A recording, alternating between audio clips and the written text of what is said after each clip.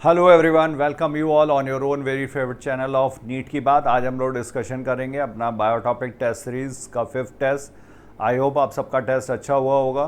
तो आइए session start करें। और ये सेशन है इस मिशन के तहत अब पढ़ने का अधिकार सबको, डॉक्टर बनने का अधिकार भी सबको। और ये मिशन है मैं mentor doctor SP Singh sir का, टीम न्यू लाइट का। तो आइए इस नॉबल कॉज को पूरा करने के लिए सेशन स्टार्ट करते हैं। क्वेश्चन नंबर फर्स्ट आपके सामने, read the following statements and select the correct statement. यहाँ पर आपको करेक्ट स्टेटमेंट बताना है। Anatomy is the study of internal structure and functional organisation of higher plants. तो ये सही दिया हुआ है। आंतरिक संरचना, एनाटमी, मार्फोलॉजी मतलब एक्सटर्नल फीचर्स, फंक्शनल ऑर्गेनाइजेशन मतलब ये जो इसके पार्ट्स हैं, cells, tissues, tissue system, organs, ये सब किस तरह से अरेंज्ड होकर के वाइटल फंक्शंस परफॉर्म करते हैं for necessary for survival, growth, reproduction. तो इसको बोला जाएगा फंक्शनल ऑर्गेनाइजेशन। तो ये स्टेटमेंट एकदम सही है। Cells in plants are organised into tissues and tissues into organs. तो ये भी सही है। All plant organs have exactly the same internal structures. ये गलत हो गया। अगर रूट में देखें तो जैसे वैस्कुलर बंडल की अगर बात की जाए तो यहाँ पर रेडियल है। अगर स्टेम में देखा जाए तो स्टेम में कंजॉइंट होगा, कोलेट्रल होगा।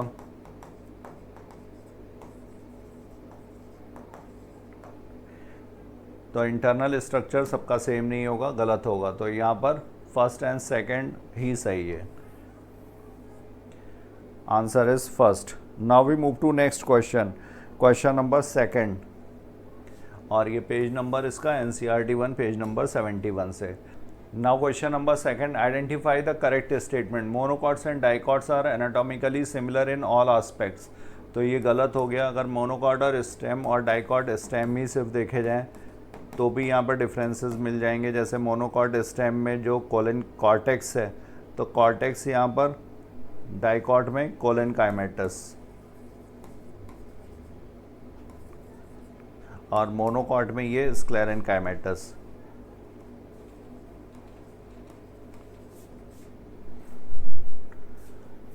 इंटरनल स्ट्रक्चर इन प्लांट्स में show adaptations to different environment. Internal structures ये सही है। यहाँ पर अगर हाइड्रोफाइट्स को देखें तो हाइड्रोफाइट्स में क्या होगा, हाइड्रोफाइट्स में यहाँ पर एरेनकाइमा प्रेजेंट है। डिफरेंट इन्वायरमेंट में डिफरेंट एडाप्टेशंस। और इसके अलावा जीरोफाइट्स अगर देखे जाएं, जो ड्राई कंडीशंस में पौधे ग्रो करते हैं, जीरोफाइट्स, इसमें थिक क्यूटिकल प्रेजेंट है। संकन स्टोमेटा होता है। स्टोमेटा धंसा हुआ है वाटर लॉस को कम करने के लिए। तो ये इंटरनल स्ट्रक्चर्स में show adaptations to different environment सही है। Structural and functional variation in tissue depend on their location in the plant body. तो ये भी सही है।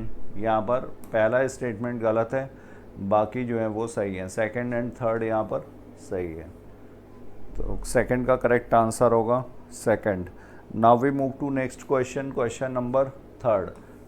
इसका पेज नंबर था 71। Choose the correct statement from below. The epidermal tissue system includes trichomes, hairs and stomata. तो ये सही है। Epidermal tissue system, ground tissue system और वैस्कुलर टिश्यू सिस्टम, तीन तरीके के टिश्यू सिस्टम है, जिसमें एपिडर्मल टिश्यू सिस्टम में ट्राइकोम्स, ये शूट हेयर्स हैं जो स्टेम पर होते हैं, लीफ पर भी हो सकते हैं, फ्रूट पर भी हो सकते हैं, यूनिसेलुलर हो सकते हैं, मल्टी सेलुलर हो सकते हैं, हेयर्स एंड स्टोमेटा। तो ये ठीक था। Ground tissue system forms the outermost layer. ये गलत हो गया। आउटर मोस्ट लेयर जो होती है वो एपिडर्मल टिश्यू सिस्टम की बनी होती है।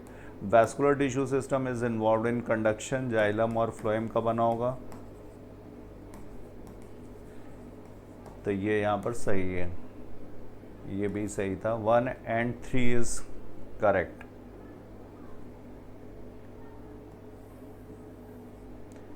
Third is second. Now we move to next question. और इसका पेज नंबर यहाँ पर ये 71 पर दिया हुआ है। Next question 4, read the statement. Epidermis is usually a single layer of compactly arranged parenchymatous sales.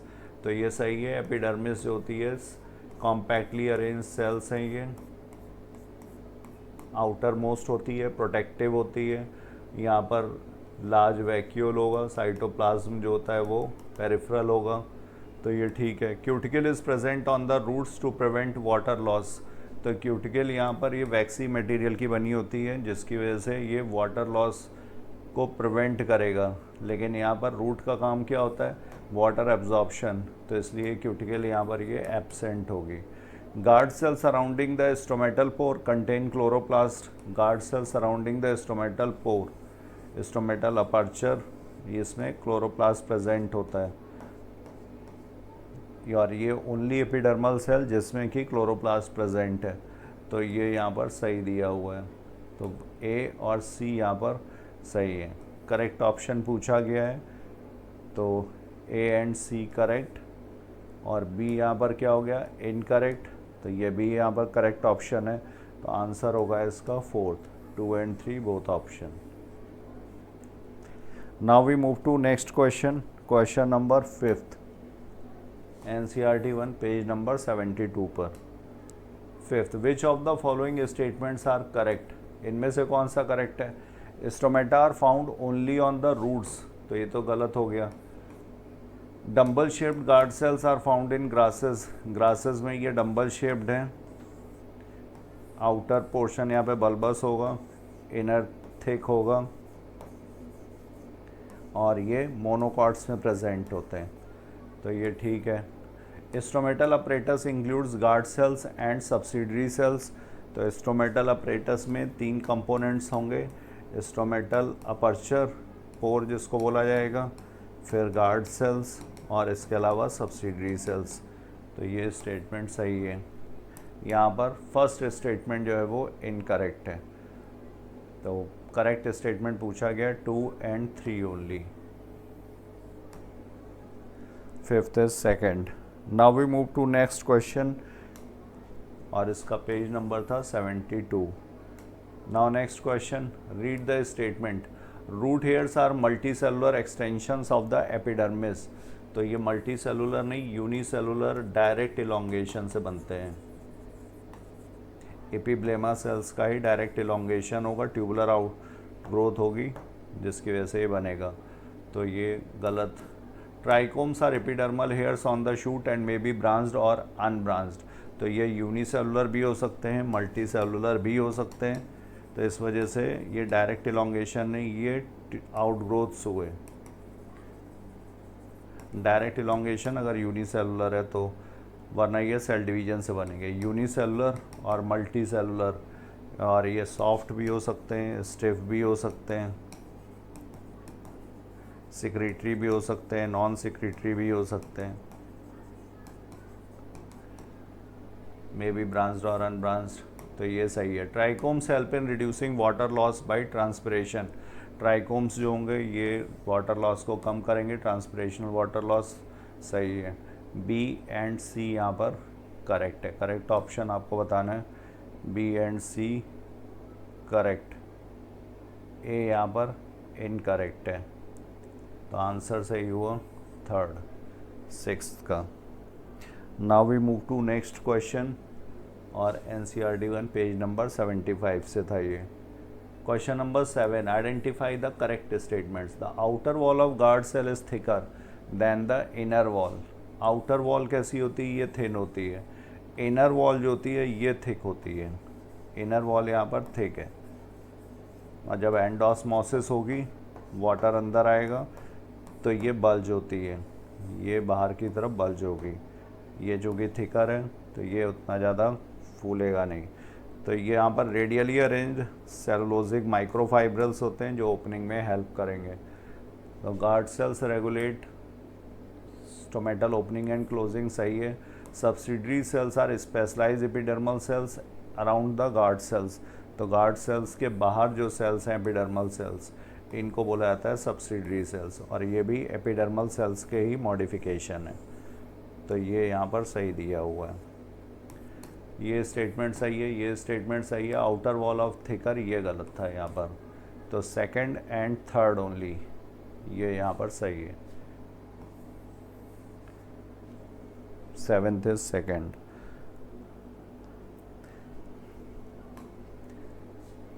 NCERT 1 page number 72 से।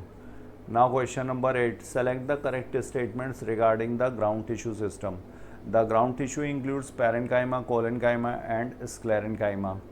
तो ग्राउंड टिश्यू जो भरण ऊतक है जिसमें मेल सब प्रेजेंट है, तो पैरेनकाइमा भी हो सकता है, कोलेनकाइमा, स्क्लेरेनकाइमा सही है. In leaves the ground tissue is composed of thin walled chloroplast rich cells, ये सही है.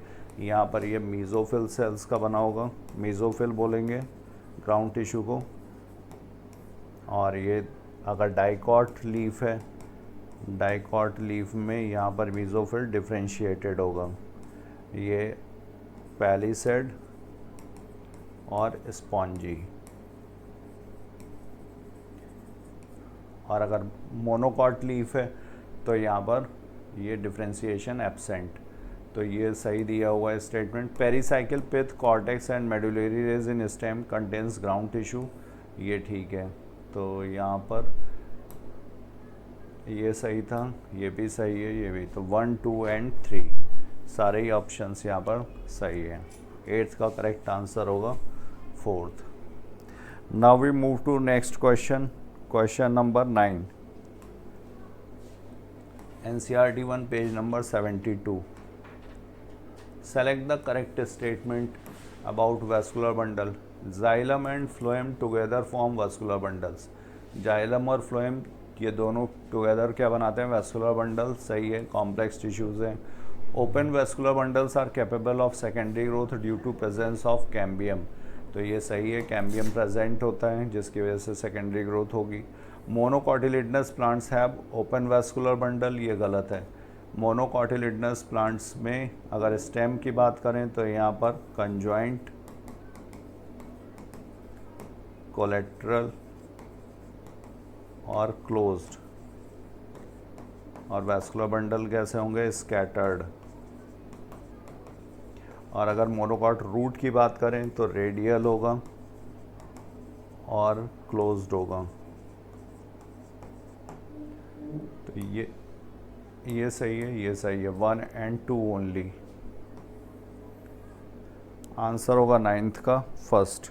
Now we move to next question. Question number 10.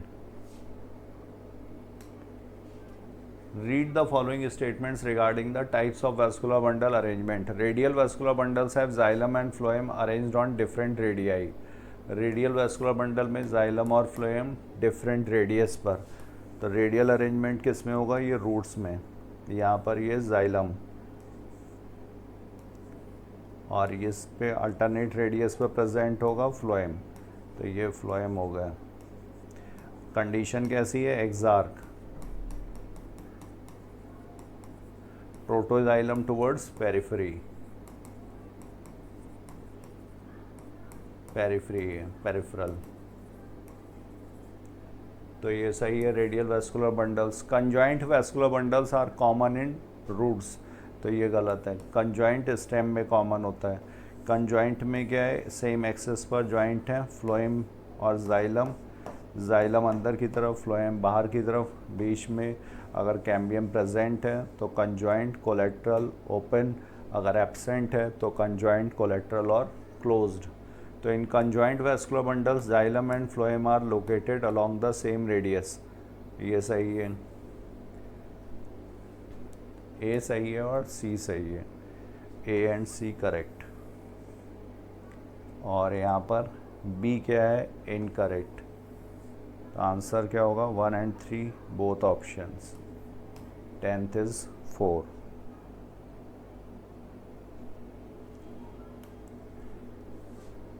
NCERT 1 page number 73. Now question number 11. Regarding dicotyledonous root, which statements are true? Outermost layer of the root is called epiblema. Outermost layer epiblema है, सही है. Root hairs are multicellular structures arising from epiblema. तो ये multicellular नहीं, unicellular है. Direct elongation है, तो गलत हो गया. Cortex is made up of thin walled parenchyma cells, ये सही है. तो 1 and 3 ये करेक्ट है. 11th is first. Now we move to next question. Question number 12. ये पेज नंबर था 73. Identify the correct conceptual statement. Vascular tissue system includes simple tissues like parenchyma and collenchyma. Vascular tissue system में parenchyma और collenchyma यहाँ पर absent. Cambium is responsible for secondary growth in dicot stem. Cambium is responsible for secondary growth in dicot stem. सही है. Second dicot stem में cambium present होता है, इसीलिए इस वजह से वैस्कुलर बंडल कैसा होगा, कंजॉइंट, कोलेट्रल और open type. Closed vascular bundles are incapable of producing secondary tissue. ये ठीक है. क्लोज्ड किस में होगा, मोनोकॉट स्टेम, मोनोकॉट रूट. और लीव्स में चाहे वो डाइकॉट लीफ हो या मोनोकॉट लीफ हो, क्लोज्ड ही होगा. तो यहाँ पर पहला वाला इनकरेक्ट है, सेकेंड और थर्ड जो है यहाँ पर सही है. आंसर होगा 12th का second. Now we move to next question, question number 13th, NCERT 1 page number 73. Choose the correct statement about tissue study. Studying transverse sections of organs help in understanding tissue organisation. सही है. Transverse section में इसको study करते हैं. Transverse section का मतलब जैसे अगर ये स्टेम, तो यहाँ पर ये लॉन्गिट्यूडनल एक्सेस, यहाँ पर जो सेक्शन लिया जाएगा ये लॉन्गिट्यूडनल सेक्शन, और इस तरह से अगर लिया जाएगा हॉरिजॉन्टली तो इसको बोला जाएगा ट्रांसवर्स सेक्शन. तो ये सही है. Cambium is found between xylem and phloem in monocots. सही है. जाइलम और फ्लोएम के बीच में होगी. मोनोकॉट्स लेकिन दिया हुआ, तो मोनोकॉट्स नहीं. मोनोकॉट्स में सेकेंडरी ग्रोथ एब्सेंट होती है. Secondary growth is only present in dicots.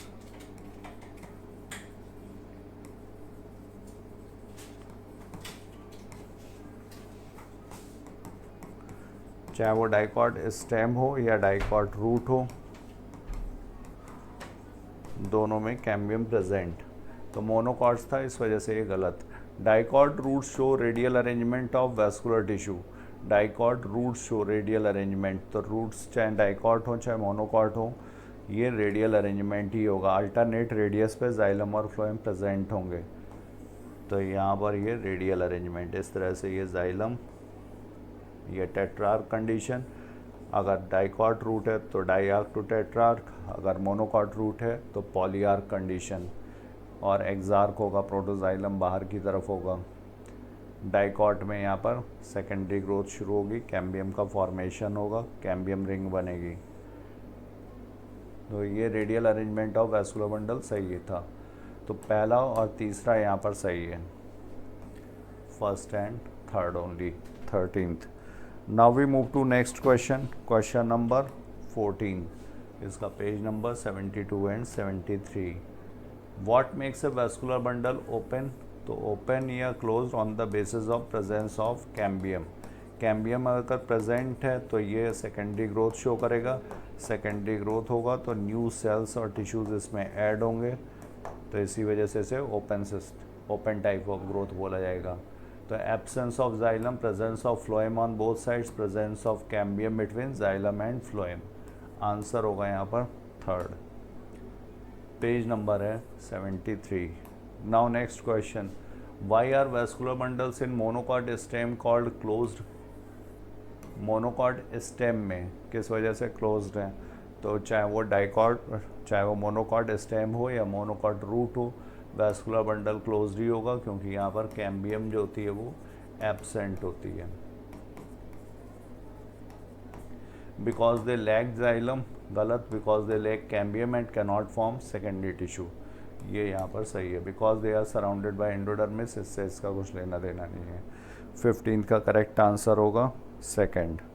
Now we move to next question, question number 16. In which type of vascular bundle are xylem and phloem arranged on alternate radius. तो alternate radius पे radial arrangement, यहाँ पर roots में present होता है radial arrangement, और roots में एक्सार्क condition, protoxylem periphery की तरफ, फ्लोएम और जाइलम ये डिफरेंट रेडियाई पर. तो ये अरेंजमेंट हो गया रेडियल. कंसेंट्रिक में क्या होता है, कंसेंट्रिक में either xylem surrounded by phloem या फिर फ्लोएम जो होता है वो सराउंडेड हो सकता है जाइलम से. तो ये तो गलत है. कोलेट्रल, कोलेट्रल यहाँ पर कोलेट्रल में conjoint collateral, phloem and xylem joint on the same axis और ये साइड बाय साइड अरेंज होते हैं तो इसको बोलते हैं कोलेट्रल। अगर जाइलम दोनों तरफ फ्लोएम से सराउंडेड है, इधर भी फ्लोएम इधर भी फ्लोएम, तब इसको बोलते हैं बाइकोलेट्रल। तो नेक्स्ट ये पेज नंबर है 73। Now next, which statement is true about the anatomy of dicot roots like that of sunflower. तो सनफ्लावर क्या है, ये डाइकॉट प्लांट है, डाइकॉट रूट्स के लिए पूछा गया है। Outermost layer is endodermis, endodermis नहीं एपिडर्मिस होगा। The cortex contains thick walled sclerenchyma cells, तो cortex contains thick walled sclerenchyma cells. Dicot में कैसा होता है, कोलेनकाइमेटस। मोनोकॉट में कैसा होता है, sclerenchymatous. Epiblema is the outermost layer with unicellular root hairs, ये यहाँ पर सही दिया हुआ है एपिब्लेमा। और इसमें हम लोगों ने देखा है पीछे क्वेश्चंस में भी, ये डायरेक्ट ट्यूबुलर आउटग्रोथ होते हैं एपिब्लेमा सेल्स की, unicellular root hairs absorptive surface area को बढ़ाने का काम करेंगे। Vascular bundles are closed and radial, vascular bundles कैसे हैं, क्लोज्ड हैं और रेडियल हैं। तो ये रूट्स के लिए closed radial. Anatomy of dicot root, तो डाइकॉट रूट में ये क्लोज्ड नहीं होता है, ओपन होगा, कैम्बियम प्रेजेंट है। तो 17th का करेक्ट आंसर हुआ यहाँ पर third. Now we move to next question, question number 18। Which tissue lies between the xylem and phloem in roots and helps in conduction. तो जाइलम और फ्लोएम के बीच में रूट में यहाँ पर प्रेजेंट होता है कंजंक्टिव टिश्यू। ये यहाँ पर जाइलम और ये यहाँ पर हो गया फ्लोएम, और ये बीच में इनके है यहाँ पर कंजंक्टिव टिश्यू। पैरेन्काइमेटस सेल्स जो होंगी ये बनाती हैं कंजंक्टिव टिश्यू।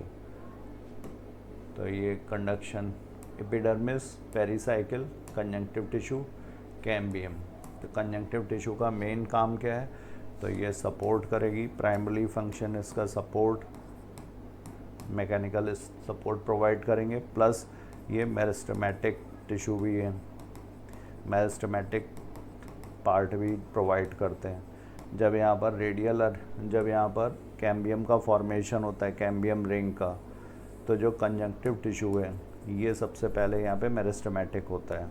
पैरेन्काइमेटस सेल्स में डी डिफ्रेंशिएशन होगा और ये मेरिस्टेमेटिक सेल्स में कन्वर्ट हो जाती हैं, D differentiation.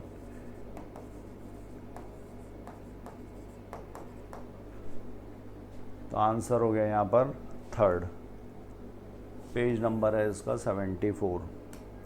Next, which of the following fishes has electric organs. तो इलेक्ट्रिक ऑर्गन किस में है, टॉर्पीडो में। ये कार्टिलेजनस फिशेज हैं, प्रेस्टिस सॉ फिश है, आरिया से दांत हो, आरिया सा अरेंजमेंट होगा। ट्राइगॉन, ट्राइगॉन में स्टिंग रे, स्टिंग है। Carcharodon, great white shark. तो these are all cartilaginous fishes. 19th का करेक्ट आंसर होगा यहाँ पर third. Now we move to next question, NCERT 1 page number 74 से। Choose the correct statement regarding frog development. Tadpole is the larval stage of frog, सही है, ये herbivores होते हैं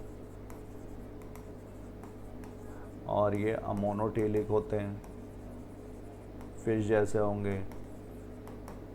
मेटामॉर्फोसिस, टैडपोल से एडल्ट फ्रॉग बनने का जो प्रोसेस है इसे मेटामॉर्फोसिस, कायांतरण बोला जाएगा। Transforms tadpole into adult frog, सही है। Fertilised eggs develop inside the females cloaca, गलत है। एक्सटर्नल फर्टिलाइजेशन होता है यहाँ पर, वाटर में ही डेवलपमेंट होगा, external. Development in frog is direct, ये गलत है, डायरेक्ट नहीं, लार्वल स्टेज होती है, लार्वल स्टेज का नाम है टैडपोल, तो ये इनडायरेक्ट। तो पहला और दूसरा यहाँ पर सही है। 20th is first. Now we move to next question, NCERT 1 page number 74। Which of the following statements about the ecological importance of frog is are true. तो frogs help in pest control by eating insects, सही है। Ecosystem की health के लिए ज़रूरी है, ecosystem की functioning के लिए ज़रूरी है। फ्रॉग्स आर डिकम्पोजर्स, ये गलत हो गया। Frogs are part of the food chain and help maintain ecological balance, सही है। Frog legs are consumed as food, तो यहाँ पर 1, 3 एंड 4, 1, 3 एंड 4 आंसर होगा second, 21st। Now we move to next question. Page number था ये 74। Match the following root structures with their correct description, तो यहाँ पर आपको करेक्ट डिस्क्रिप्शन बताना है। एपिब्लेमा, एपिब्लेमा क्या है? ये यूनिसेलुलर ट्यूबुलर आउटग्रोथ होगी, इनसे रूट्स में प्रेजेंट होंगी। Outermost layer with unicellular root hair. Second, endodermis, endodermis जो होती है ये बैरल शेप्ड सेल्स की बनी है, कैस्पेरियन स्ट्रिप्स प्रेजेंट हैं, बायोलॉजिकल चेक पॉइंट का काम करती है। वाटर का जो ट्रांसपोर्ट हो रहा था वो सेल वॉल के थ्रू नहीं होगा, यहाँ पे सिर्फ सेल मेम्ब्रेन के थ्रू पॉसिबल है। कैस्पेरियन स्ट्रिप्स में रेडियल और टेंजेंशियल वॉल में वाटर रेपेलेंट मटेरियल जो सुबेरिन, काइटिन, सुबेरिन वगैरह, लिग्निन, इन सब का डिपोजिशन हो जाता है, मेनली सुबेरिन का। Pericycle, pericycle site of lateral root and vascular cambium initiation, सही दिया हुआ है। Pith, central parenchymatous region, small in dicot roots, सही है। डाइकॉट रूट में ये स्मॉलर होती है in comparison to monocot root. Pericycle site of lateral root and vascular cambium initiation, तो ए का सेकंड, बी का फर्स्ट, सी का थर्ड और डी का फोर्थ। NCERT 1 पेज नंबर 74 पे। Match the following terms with the plant और organ system in which they are found. Polyarch xylem, cambium ring, conjunctive tissue, large developed pith, तो यहाँ पर polyarch xylem, polyarch मतलब 2, 4 या 6 से ज़्यादा, 2 से 4 होते हैं। डाईआर्क टू टेट्रार्क कंडीशन होती है डाइकॉट रूट में, ये है डाइकॉट रूट में। पॉलीआर्क होगा मोर देन 6 जाइलम बंडल्स, तो ये होगा मोनोकॉट में more than 6। Cambium ring, cambium ring किस में प्रेजेंट होगी? तो ये डाइकॉट रूट में प्रेजेंट है। कंजंक्टिव टिश्यू, ये located between xylem and phloem in dicot root, ये भी सही है। लार्ज डेवलप्ड पिथ, ये मोनोकॉट रूट, मोनोकॉट में पिथ जो होती है लार्जर होती है इन कंपैरिजन टू डाइकॉट, तो यहाँ पर मैचिंग सामने ही दी हुई है। करेक्ट आंसर होगा यहाँ पर फर्स्ट। NCERT 1 पेज नंबर 73 और 74। Now question number 24, cell types with their characteristics. Endodermal cells, pericycle cells, cortical cells और वेस्कुलर कैम्बियम। एंडोडर्मल सेल्स ये विद सुबेरिन, एंडोडर्मिस में वैक्सी मटेरियल का डिपोजिशन होता है, मेनली सुबेरिन का, सही है। Pericycle cells involve in initiation of lateral roots, lateral roots, और इसके अलावा यहाँ पर ये वेस्कुलर कैम्बियम का फॉर्मेशन भी, कॉर कैम्बियम का फॉर्मेशन भी करती हैं। Cortical cells thin walled parenchyma with intercellular spaces, ठीक है। Vascular cambium involve in secondary growth, तो यहाँ पर मैचिंग सामने दी हुई है। A is 1, B is 2, C is 3 and D is 4। 24 का करेक्ट आंसर होगा 4। पेज नंबर ये 74 और 75 पर। Now next question, question number 25। Match the following types with their features. Dicot root, monocot root, dicot stem, monocot stem, तो यहाँ पर dicot root, dicot root में few xylem bundles, cambium develops later, तो यहाँ पर रिंग के form में cambium का फॉर्मेशन होता है, बाद में होगा। पूरी तरह से कैम्बियम जो होती है ये सेकेंडरी मेरिस्टेम का एग्जाम्पल है। Monocot root, polyarch xylem, large पिथ, नो सेकेंडरी ग्रोथ, ये भी यहाँ पर सही है। पिथ लार्जर है, मोर देन 6 जाइलम बंडल्स हैं, नो सेकेंडरी ग्रोथ, कैम्बियम यहाँ पर एब्सेंट है, इस वजह से secondary growth absent. Dicot stem, epidermis is outer most protective layer, ये सही है। Monocot stem, closed vascular bundles, scattered arrangement. तो A is 1, B is 2, C is 3 and D is 4। 25 first. Now we move to next question. Question number 26. Which of the following features correctly differentiate a monocot root from a dicot root? Monocot root और dicot root में अगर difference देखा जाए तो monocot root has fewer xylem bundles and secondary growth. Monocot root में xylem bundles कम है और सेकेंडरी ग्रोथ एंड गलत। तो यहाँ पर जाइलम बंडल्स तो ज़्यादा हैं, पॉलीआर कंडीशन है, लेकिन सेकेंडरी ग्रोथ नहीं है, कैम्बियम का फॉर्मेशन नहीं होगा।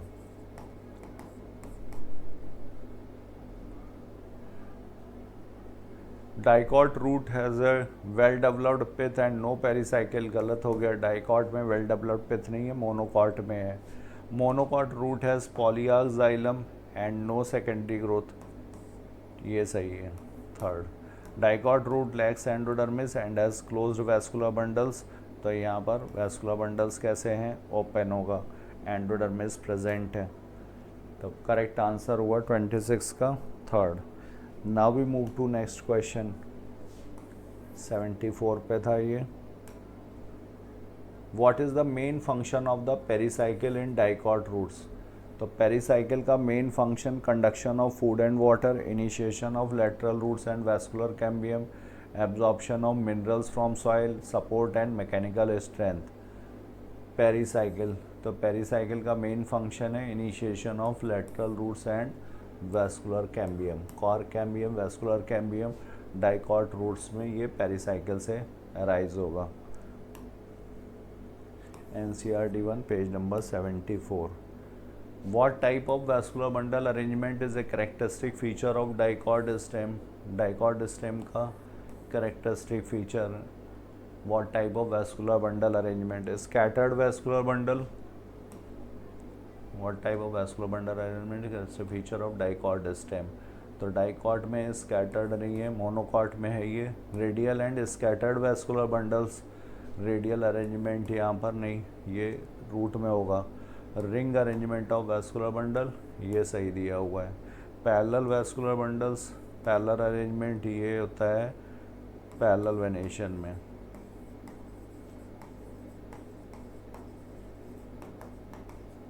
ये मोनोकॉट लीफ में प्रेजेंट है।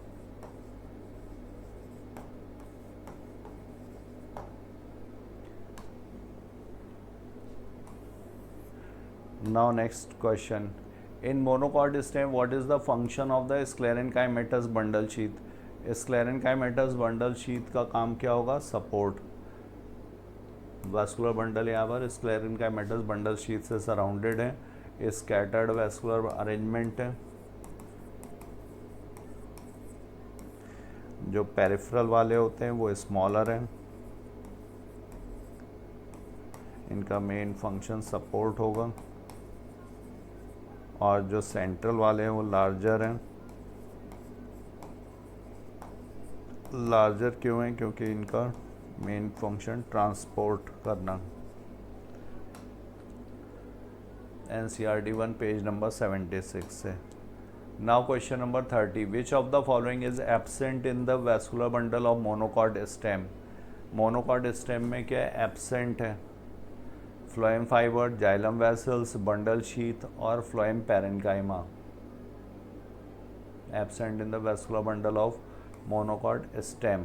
तो मोनोकॉट स्टेम में फ्लोएम फाइबर्स भी होंगे, जाइलम बंडल भी होगा, मोनोकॉट स्टेम बंडल शीथ भी, और phloem parenchyma.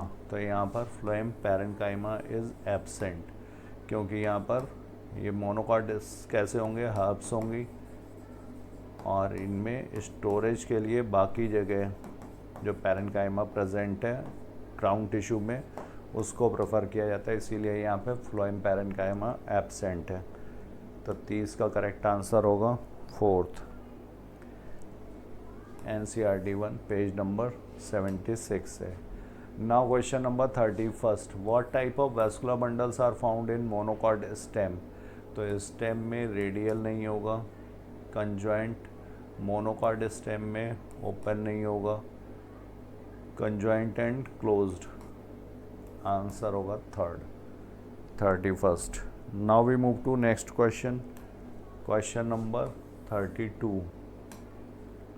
In dorsiventral leaves which part bears more stomata? तो डॉर्सी वेंट्रल डाइकॉट लीव्स में होंगे, डॉर्सी वेंट्रल में हाइपोस्टोमेटिक होती है लीव. हाइपोस्टोमेटिक मतलब अबैक्सियल सरफेस पे स्टोमेटा ज़्यादा होता है ताकि वाटर लॉस कम हो सके. तो अबैक्सियल एपिडर्मिस, अबैक्सियल मतलब नीचे की तरफ जो है, एडेक्सियल जो ऊपर की तरफ होगी अपर साइड. तो 32nd का करेक्ट आंसर होगा यहाँ पर third.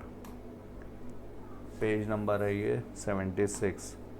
Now next, what is the correct arrangement of mesophyll tissues in dorsiventral leave? Correct arrangement mesophyll tissue का, तो डॉर्सीवेंट्रल लीफ पूछा गया है. तो यहाँ पर अपर साइड में पैलिसेड, पैलिसेड जो होती हैं ये एलोंगेटेड सेल्स हैं, कॉम्पैक्टली अरेंज्ड होंगी. In arrangement mesophyll tissue only palisade, palisade on both side, palisade adaxially, upper side पे पैलिसेड और नीचे की तरफ स्पॉन्जी. तो आंसर हुआ यहाँ पर fourth, 33rd. Now we move to next question, question number 34. Which of the following feature distinguishes an isobilateral leaf from a dorsiventral? तो आइसोबाइलेटरल लीफ मोनोकॉट में है, दोनों तरफ स्टोमेटा प्रेजेंट है. मीजोफिल यहाँ पर अनडिफ्रेंशिएटेड होती है, तो mesophyll not differentiated into palisade and spongy. Upper surface पर यहाँ पर बुल्लीफॉर्म सेल्स प्रेजेंट हैं. एडेक्सियल सर एपिडर्मिस पर बुल्लीफॉर्म सेल्स का काम क्या होता है? तो ये वाटर लॉस को कम करती हैं. NCERT 1 page number 77. What is the function of bulliform cells in monocot leaves? तो ये अपर सरफेस पर है, अभी हम लोगों ने डिस्कस किया, एडेक्सियल साइड पर. और जब ये वाटर स्ट्रेस की कंडीशन होगी तो ये श्रिंक कर जाएगी, और जब श्रिंक करेगी तो ये लीफ को कर्ल कर देगी, लीफ कर्लिंग या लीफ रोलिंग के लिए. और इसकी वजह से सरफेस एरिया क्या हो जाएगा? कम हो जाएगा. वाटर लॉस क्या हो जाएगा? कम हो जाएगा. और जब ये वाटर सफिशिएंट होगा तो ये टर्जिड होगी, टर्जिड होगी तो सरफेस एरिया एक्सपोज होगा. तो minimising water loss during water stress, ये इसका मेन फंक्शन है. 35th का करेक्ट आंसर हुआ first. Now we move to next question, question number 36. In dorsiventral leaves, which mesophyll tissue is located just below the upper epidermis? Upper epidermis के just नीचे, तो ये डॉर्सीवेंट्रल leaves में पूछा गया है, तो ये होगा palisade parenchyma. 36 is third. Now we move to next question, question number 37. Page number था ये 76. Which type of venation is associated with dicot leaves and how does it affect vascular bundle size? तो dicot leaves में जो होगा ये reticulate venation है, और venation मतलब वेन्स और वेनलेट्स का अरेंजमेंट. तो यहाँ पर जैसे ये डाइकॉट लीफ अगर मान लिया है पीपल की पत्ती, तो ये मिडरेब हो गई. बाकी जो इससे जो वेन्स और फिर ये जो वेनलेट्स होंगी ये और महीन होती जाएंगी. तो सबसे बड़ा वैस्कुलर बंडल मिडरेब में, फिर इससे छोटा यहाँ पर, और सबसे छोटा वेनलेट्स में. तो reticulate venation vascular bundles very in size. Correct answer होगा यहाँ पर fourth. NCERT 1 page number 60. Now question number 38. Stomata are involved in the regulation of transpiration and gaseous exchange. Stomata किसमें involved है? Regulation of transpiration और gaseous exchange में. Guard cells surrounding the stomatal pore lack chloroplast and function purely mechanically. तो stomata are involved in the regulation of transpiration and gaseous exchange, ये सही है. Guard cell surrounding the stomatal pore lack chloroplast, गलत, ये with chloroplast होता है. In fact only epidermal cell जिसमें chloroplast present है, और जिसकी वजह से यहाँ पर एंडोस्मोसिस होगी और ये ओपनिंग के लिए रिस्पॉन्सिबल होगा. तो असर्शन सही है, रीज़न यहाँ पर क्या होगा, गलत। 38 का करेक्ट आंसर यहाँ पर third. Now we move to next question, NCERT 1 page number 76 पे। 39 trichomes present on the stem help reduce water loss. Trichomes present on the stem help reduce water loss, ठीक है। ट्राइकोम्स हेयर लाइक स्ट्रक्चर्स जो shoot पर present हैं water loss को कम करते हैं। और ऑलवेज यूनिसेलुलर गलत, ये यूनिसेलुलर भी हो सकते हैं, मल्टी सेलुलर भी, मोस्टली ये मल्टी सेलुलर हैं।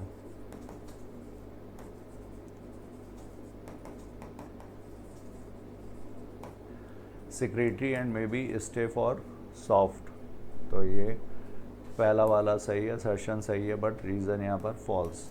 39 का करेक्ट होगा third.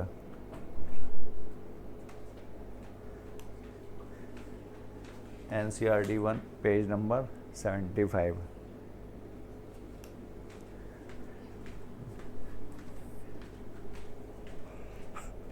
In monocot roots there are usually more than 6 xylem bundles, तो ये सही है, पॉलीआर्क कंडीशन है। Monocot roots are polyarch and do not show secondary growth. Monocot roots क्या हैं, ये पॉलीआर्क हैं और ये सेकेंडरी ग्रोथ नहीं शो करेंगे, तो ये सही है। Monocot roots polyarch and do not show secondary growth, क्योंकि यहाँ पर कैम्बियम कैसी होगी, एब्सेंट। तो 40 का correct answer, monocot root there are usually more than 6 and polyarch and do not show secondary growth, both are correct. 40 का 4। Now we move to next question, question number 41st। The pericycle is found just inside the endodermis in roots. Pericycle initiates lateral roots and vascular cambium during secondary growth in dicot roots. तो found just inside the endodermis सही है। In fact ये कौन सा है, outermost layer of steel pericycle और endodermis innermost layer of cortex. तो pericycle initiates lateral roots and vascular cambium during secondary growth, ये भी सही है। डाइकॉट रूट में ये लेटरल रूट्स वगैरह है और वैस्कुलर कैम्बियम का फॉर्मेशन कॉर कैम्बियम का फॉर्मेशन करती है। तो both statement 1 and 2 are correct. Page number 74। Now next question, which statement is incorrect? Labrum acts as tongue in cockroach, epithelial tissue as a free surface। labrum incorrect पूछा गया, तो labrum क्या है, ये अपर लिप, माउथ पार्ट्स हैं ये cockroach के। labrum represents upper lip. epithelial tissue as a free surface, तो ये आइदर एनवायरनमेंट को फेस कर रही होती है या फिर बॉडी फ्लूइड्स को, तो फ्री सरफेस है, करेक्ट है। Epithelial tissue provides a covering और a lining for some part of the body, ये भी सही है। टिश्यू आर ब्रॉडली क्लासिफाइड, ये भी ठीक है। तो आंसर होगा यहाँ पर फर्स्ट, ओल्ड NCERT से था। नेक्स्ट, विच और what is the correct order of organisation? तो cells, tissues, organs and organ system correct है। सेल्स लेवल पे पोरीफेरा में, टिश्यू लेवल पर सीलेंटेटा और टीनोफोरा में, ऑर्गन्स लेवल पर देखा जाए तो ये प्लेटियलमिन्थीस में, organ system Aschelminthes to chordates. तो 43 का करेक्ट आंसर यहाँ पर first. Now question number 44, match column 1 and column 2। तो यहाँ पर एडिपोज टिश्यू, ये क्या है, ये लूज कनेक्टिव टिश्यू है, लूज कनेक्टिव टिश्यू। लिगामेंट, ये डेंस रेगुलर कनेक्टिव टिश्यू का एग्जाम्पल है। कार्टिलेज, ये स्केलेटल कनेक्टिव टिश्यू। और ब्लड, ये फ्लूइड कनेक्टिव टिश्यू, ये मोबाइल कनेक्टिव टिश्यू है विदाउट फाइबर्स। 44 का करेक्ट आंसर होगा first. Now we move to question number 45, in which epithelial cells nucleus located at base. तो यहाँ पर ये कहाँ पर है, कॉलमनर में। ओल्ड NCERT 1 से था ये question. So I have covered my portion. Thank you all of you. Now further discussion will be carried by my fellow partner Sangam sir. Thank you so much. Question number 46. Movement of the mucus in specific direction over epithelium is function of। बेटा वो कौन सी epithelium है जो cell का movement भी कराती है और बेटा म्यूकस का भी मूवमेंट कराती है? तो हम लोगों ने देखा कि बेटा वो जो म्यूकस और सेल दोनों का मूवमेंट कराती है, इसे हम लोग सिलिएटेड एपिथेलियम कहते हैं। तो question number 46 correct option is option third. और बेटा सिलिएटेड एपिथेलियम के एग्जाम्पल के तौर पर हम लोगों ने याद कर रखा है बेटा ये कंडीशन फैलोपियन ट्यूब, जहां बेटा ये सिलिया ओवम के मूवमेंट को कराते हैं और ब्रांक्यूल्स में देखने को मिलते हैं। तो 46 correct option is option third. और ये बात देखिए लिखी हुई है एनसीईआरटी में, सिलिएटेड एपिथेलियम जो सिलिया बियर करता है फ्री सरफेस पर, और ये सेल और म्यूकस मूवमेंट में मदद करती है। नेक्स्ट देखिए question number 47, identify the figure A B and C and choose the correct option. बेटा ए बी सी को देखा गया तो बेटा जो पहला फिगर है ये रिप्रेजेंट करता है, first figure is represented by skeletal muscles. बेटा पहला फिगर स्केलेटल मसल्स को रिप्रेजेंट करता है, दूसरा बेटा रिप्रेजेंट करता है स्मूथ मसल्स को, और तीसरा रिप्रेजेंट करता है कार्डियक मसल्स को। अब आपको बेटा इनकी प्रॉपर्टी पर फोकस करना होगा। Striped striated unbranch condition skeletal muscles में मिलेगी, मल्टी न्यूक्लिएटेड होंगी। Fusiform spindle shape uninucleated smooth muscles होगी, इनवॉलेंट्री इन नेचर होगी। कार्डियक मसल्स ब्रांच्ड होगी, यूनी न्यूक्लिएट होगी, और इंटरकलेक्टेड डिस्क देखने को मिलेगा। तो first is skeletal muscle, second is smooth muscles और voluntary muscles, and third is cardiac muscles. तो 47 अपना करेक्ट मैच हो जाएगा। तो first is a skeletal muscles, skeleton muscles, second is a smooth muscles, and third is a cardiac muscles. So correct option 47 is option first. देखें बेटा NCERT में ये सारी चीजें मेंशन करी गई हैं। ये रही स्केलेटल मसल्स, आपने फिगर देख लिया बेटा, ये रही स्मूथ मसल्स और ये रही कार्डियक मसल्स। कार्डियक मसल्स की पहचान के लिए आप इंटरकलेक्टेड डिस्क को याद रखेंगे। Which of the following is correctly match with seasonal behavior of frog? Frog के सीजनल बिहेवियर के बेसिस पर इनमें से कौन सी मैचिंग सही है? तो बेटा जो फ्रॉग है वो गर्मी की भी छुट्टी मनाता है और सर्दी की भी छुट्टी मनाता है। बेटा गर्मी की छुट्टी, सर्दी की छुट्टी को आप विंटर स्लीप कहेंगे और गर्मी की छुट्टी को समर स्लीप कहेंगे। तो बेटा hibernation is a called as a winter sleep. क्योंकि बेटा इसमें थर्मो रेगुलेशन करने की एबिलिटी नहीं होती, तो अनफेवरेबल कंडीशन को पास करने के लिए वो गर्मी और सर्दी दोनों की छुट्टी मनाने चला जाता है। तो हाइबरनेशन मतलब बॉडी में कपकपी का होना, और कपकपी बेटा सर्दी की निशानी है। इसलिए बेटा correct match of the 48 is option third. चले देखे बेटा, ये रही समर स्लीप को आप एस्टिवेशन कहेंगे और विंटर स्लीप को हाइबरनेशन कहेंगे, जो आपकी एनसीईआरटी में मेंशन है। नेक्स्ट देखिए question number 49, frog are called poikilothermic. Frog are called poikilothermic animal because. अब बेटा एनिमल दो तरह के होते हैं, एक वो होते हैं जिन्हें आप कोल्ड ब्लडेड कहेंगे, और कोल्ड ब्लडेड एनिमल को पाइक्लोथर्मिक कहते हैं, जो अपना थर्मल रेगुलेशन नहीं कर पाते। एटमॉस्फेरिक कंडीशन में अगर चेंज होता है तो उनके इंटरनल एनवायरनमेंट में चेंजेस देखने को मिलते। और बेटा दूसरा होता है, इसे हम लोग वार्म ब्लडेड कहेंगे, इसे हम लोग होम्योथर्मिक कहते हैं। होम्योथर्मिक कहते हैं तो बर्ड एंड मैमल्स तो होम्योथर्मिक होते हैं, फिशेस, एम्फीबियंस और रेप्टाइल बेटा पाइक्लोथर्मिक होते हैं। तो वो जिनका बॉडी टेम्परेचर एनवायरनमेंट के साथ चेंज होता रहता है उसे हम लोग पाइक्लोथर्मिक कहेंगे, कोल्ड ब्लडेड एनिमल कहेंगे। फ्रॉग एम्फीबिया को बिलोंग करता है और एम्फीबियन कोल्ड ब्लडेड होते हैं। तो 49 correct option is option third. Next देखें,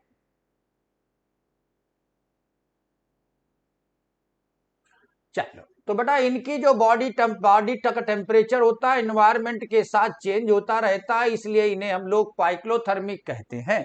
जिसे पाइक्लोथर्मिक उसे कोल्ड ब्लडेड एनिमल कहेंगे। चले क्वेश्चन नंबर 50 की ओर और ध्यान से देखें, विच स्टेटमेंट इज इनकरेक्ट। हमें बेटा इसमें इनकरेक्ट स्टेटमेंट को सेलेक्ट करना है। पहले तो आप इस बात पर फोकस करें, इनकरेक्ट स्टेटमेंट को सेलेक्ट करना है। Sclerite of the cockroach are joint by each other by the cartilage. Simple epithelium into divided into three type.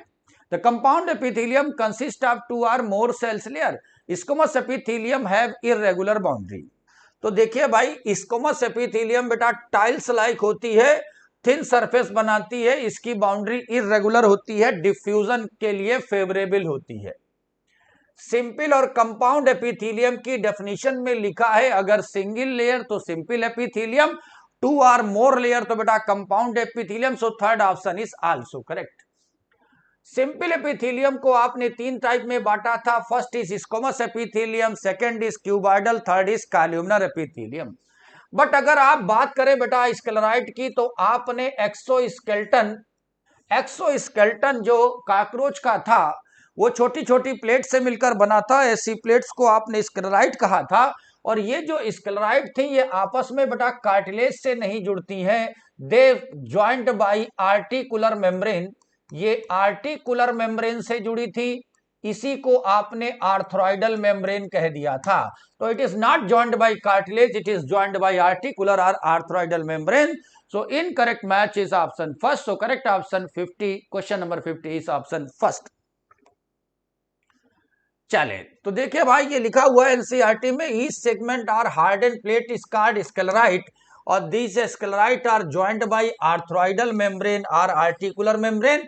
और बेटा ये 3 तरह की हैं बेटा, टर्गाइड डोर्सल प्लेट होती है, स्टर्नाइड वेंट्रल प्लेट होती है, और लेटरल प्लेट को आप प्लूराइड कहेंगे। ये सब आपस में बेटा आर्थ्रोइडल मेम्ब्रेन से जुड़ती है। नेक्स्ट देखिए क्वेश्चन नंबर 51। क्वेश्चन नंबर 51, चले देखें the correct statement about frog reproduction. Frog के लिए आप इसमें करेक्ट स्टेटमेंट को सिलेक्ट करेंगे। फ्रॉग के केस में चलो बेटा, मेल और female frog sexual dimorphism show करते हैं, दोनों के पास क्लोएका होता है। डाइजेस्टिव ट्रैक्ट का लास्ट पार्ट क्लोएका कहलाता है। फर्टिलाइजेशन इस external occurs in frog. Yes, तो फ्रॉग है, इसमें फर्टिलाइजेशन एक्सटर्नल होता है और बेटा वाटर की प्रेजेंस में होता है, इसीलिए इन्हें एम्फीबियंस कहा जाता है जो ड्यूल जिंदगी को जीते हैं। नेक्स्ट देखें, oviduct of female is functionally connected to kidney. बस बेटा यही बात गलत हो गई। एनाटॉमिकल सेटअप में किडनी का रिप्रोडक्टिव ट्रैक के साथ गठबंधन होता है, मेल फ्रॉग में, फीमेल फ्रॉग में नहीं। और हम लोगों ने देखा है कि जो वासा एफरेंसिया है वो किडनी में इंटर करती है और बेटा किडनी में पाई गई बिडर केनाल के साथ एसोसिएट होती है। तो ये एनाटॉमिकल एसोसिएशन मेल फ्रॉग में मिलता है, फीमेल फ्रॉग में नहीं। और female frog lays about the 250 to 2500 to 3000 ova. Yes, it is a true. तो first, second and fourth are true, but third are incorrect because this anatomical functional connection with kidney is property of male, not female. So correct option first, second and fourth. तो 51 correct option is option first. चले देखो भाई, mature female जो होती हैं वो 2500 से 3000 ओवा देंगी और जो एनाटॉमिकल सेटअप है वो मेल के साथ होता है, फीमेल के साथ नहीं। क्वेश्चन नंबर 52 को ध्यान से देखा जाए। Why does the frog skin remain smooth and moist? तो बेटा फ्रॉग की स्किन मॉइस्ट और स्मूथ क्यों रहती है? तो मालूम होना चाहिए बेटा, ये क्यूटेनियस रिस्पायरेशन शो करता है और इसकी स्किन पर म्यूकस पाए जाते हैं। ये भी याद रखेंगे कि बेटा जो फ्रॉग होता है वो कभी पानी नहीं पीता, never drink in water but absorb through skin, इस बात को भी याद रखेंगे। So 52 correct option is option third.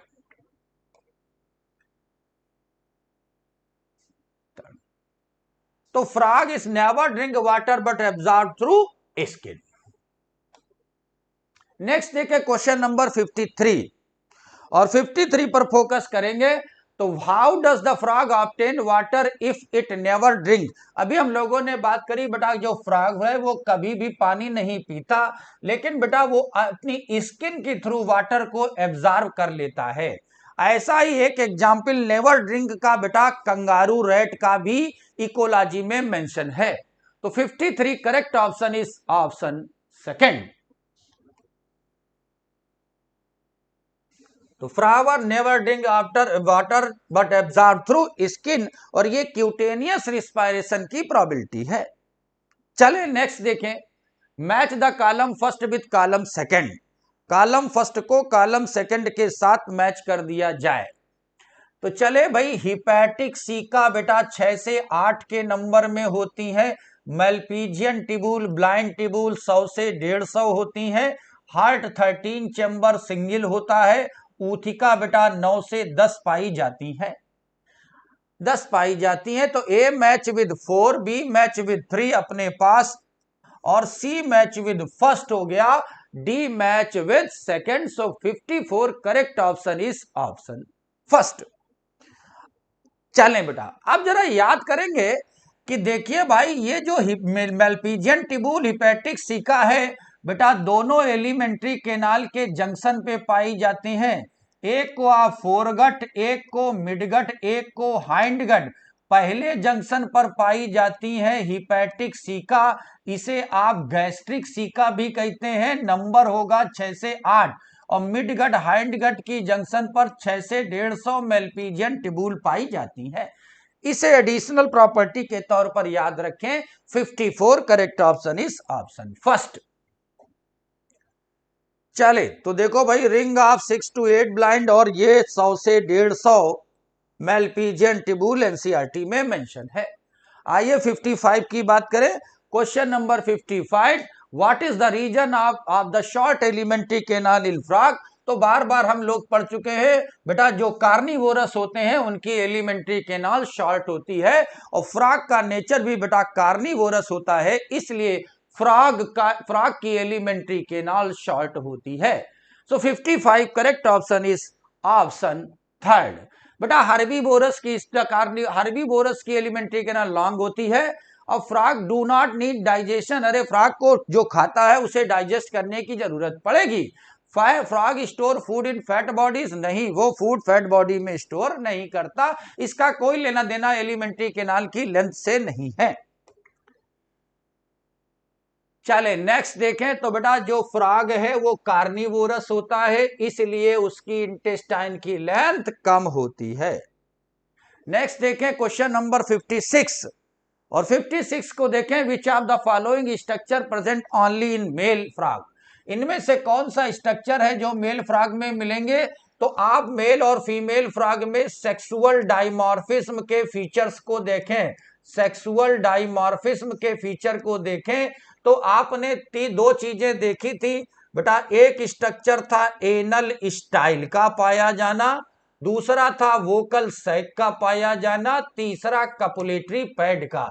अब यहां केवल पाया गया है मेल फ्रॉग, तो बेटा क्लोएका दोनों में मिलेगी, यूरिनरी ब्लैडर दोनों में मिलेगा, लीवर गॉल ब्लैडर दोनों में मिलेंगी, लेकिन वोकल सैक, कपुलेटरी पैड और एनल स्टाइल बेटा केवल मेल में मिलेगी। So question number 56 correct option is option third.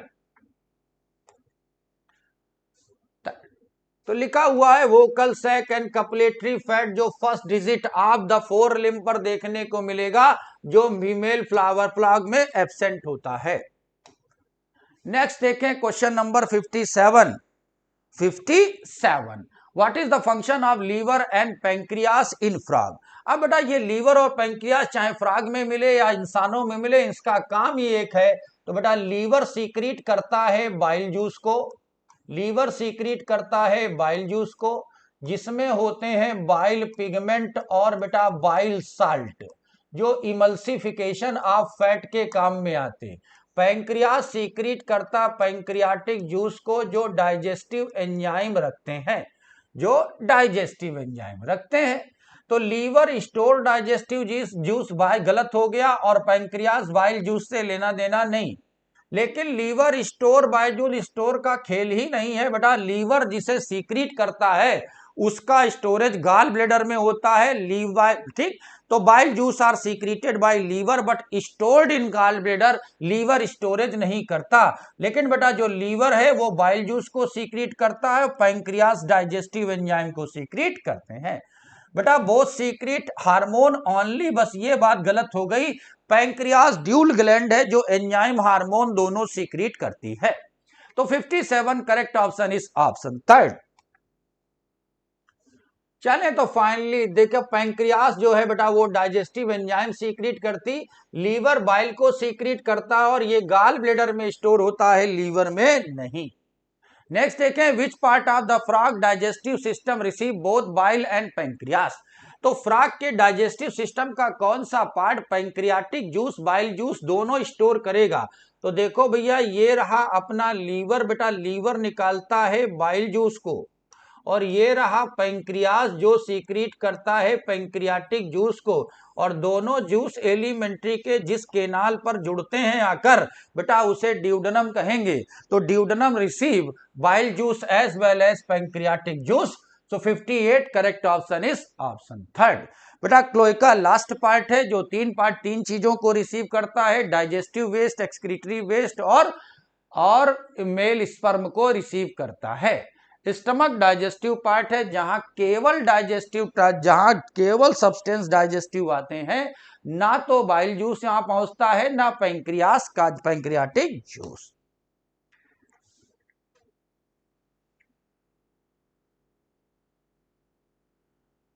तो सबसे पहले दोनों चीजें बेटा जो है वो ड्यूडेनम में पहुंचती हैं।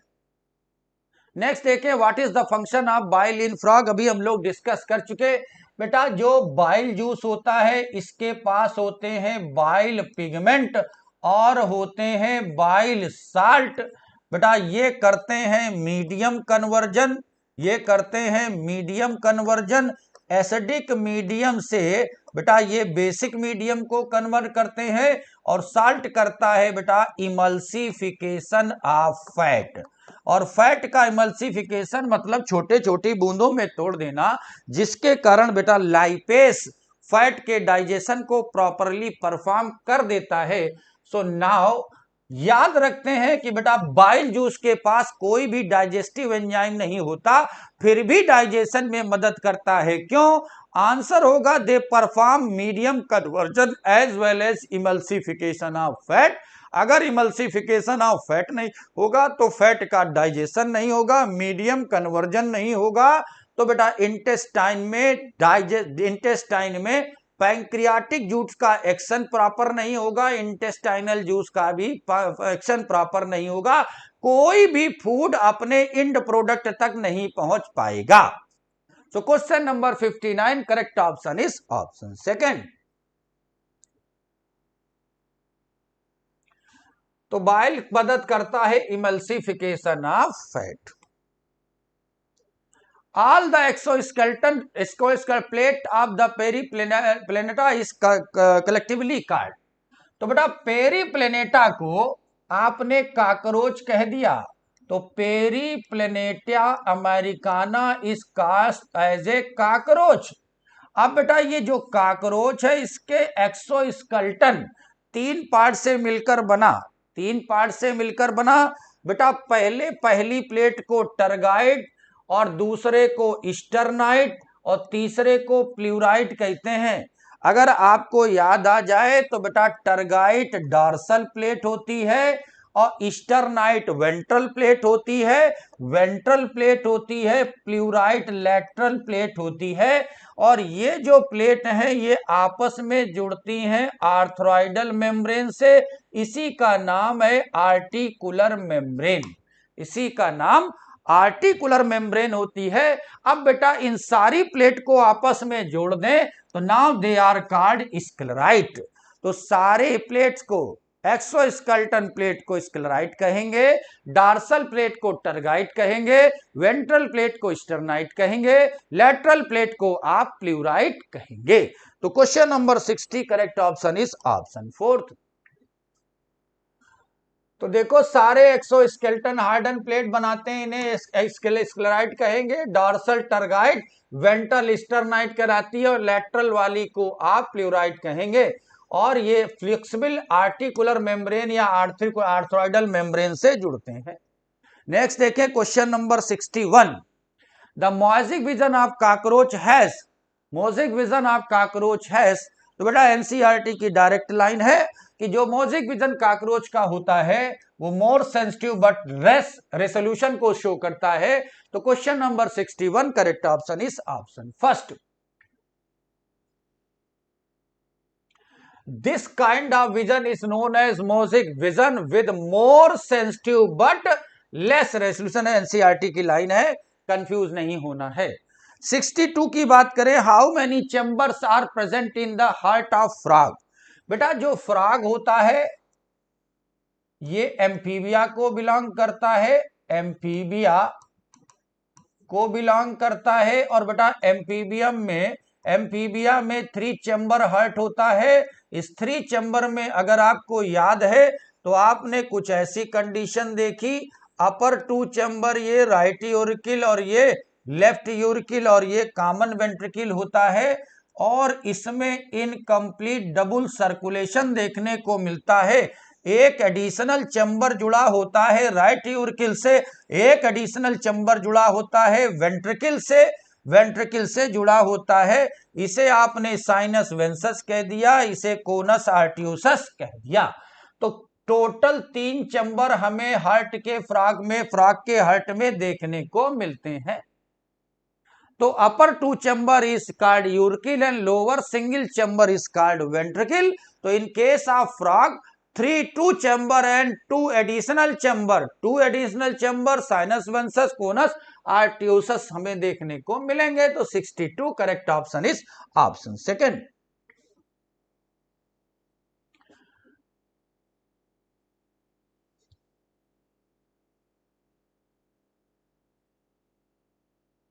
चलो तो देखो 2 एट्रिया देखने को मिलेंगे और एक वेंट्रिकल देखने को मिलेगी। एडिशनल चैम्बर साइनस वेंसस जो राइट एट्रियम्स को में से जुड़ेगा और बेटा इसी में लोकेट करता है एसे नोड। तो फ्रॉग में एसे नोड तो होता है बट बेटा एवी नोड नहीं देखने को मिलता। और जो वेंट्रिकल है वो ट्रायंगुलर, वो वेंट्रिकल खुलता है कोनस आर्टियोसस में,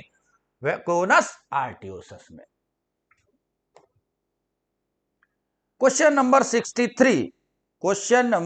63, what is the function of sinus venosus in frog heart.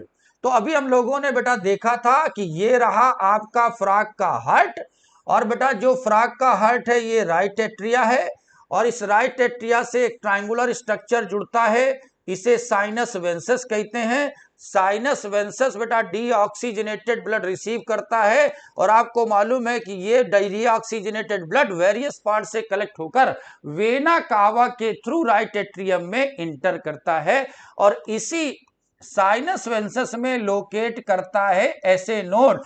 Frog में ऐसे नोड राइट यूरिकिल के चैम्बर में नहीं लोकेट करता, साइनस वेंसस में लोकेट करता है। इट पंप ऑक्सीजनेटेड ब्लड, बात गलत हो गई जाकर, ये डाइजेस्टिव एंजाइम सीक्रेट करेगा नहीं होगा, और ये ब्लड फिल्टर नहीं करता बल्कि ये रिसीव करता है blood from vena cava and pass to right atrium. Vena cava से ब्लड को रिसीव करके ये राइट एट्रियम में पास कर देता है। तो 63 correct option is option third.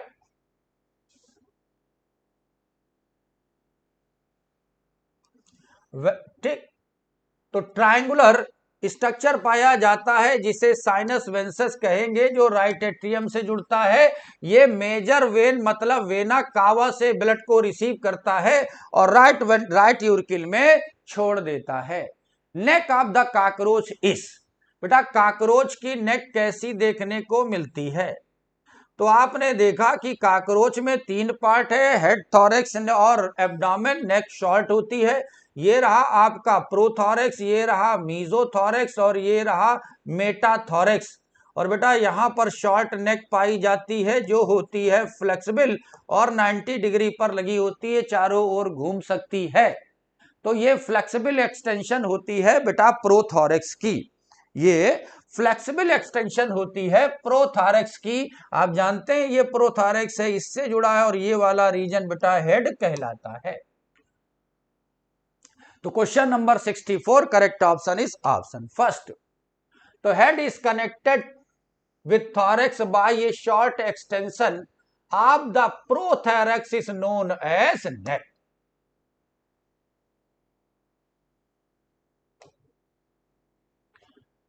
Question number 65, what is the unique property of frog RBC compared to mammal? तो बेटा हम लोगों ने बार बार पढ़ा है कि जो मैमल्स होते हैं इनकी आरबीसी नॉन न्यूक्लिएटेड होती है और फ्रॉग की आरबीसी बेटा न्यूक्लिएटेड होती है।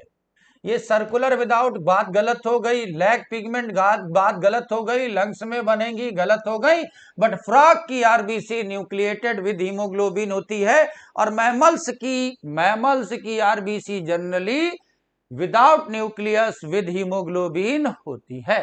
तो 65 correct option is option second.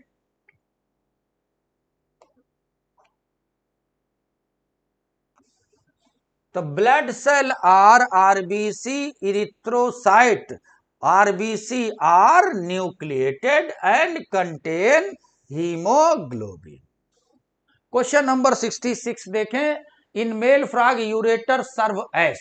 बेटा मेल फ्रॉग में यूरेटर सर्व करता है किसकी तरह से? तो अभी हम लोगों ने बात करी थी, ये आई है वासा इफरेंसिया, इंटर करती है किडनी में, जुड़ जाती है बिडर केनाल से और बन जाती है यूरोजिनाइटल डक्ट, बन जाती है यूरोजिनाइटल डक्ट। तो 66 correct option is option third. बार बार याद रखना होगा बेटा ये एनाटॉमिकल सेटअप किडनी का जेनाइटल ट्रैक के साथ मेल फ्रॉग की कैरेक्टरिस्टिक है, फीमेल फ्रॉग की कैरेक्टरिस्टिक नहीं। तो 66 correct option is option third.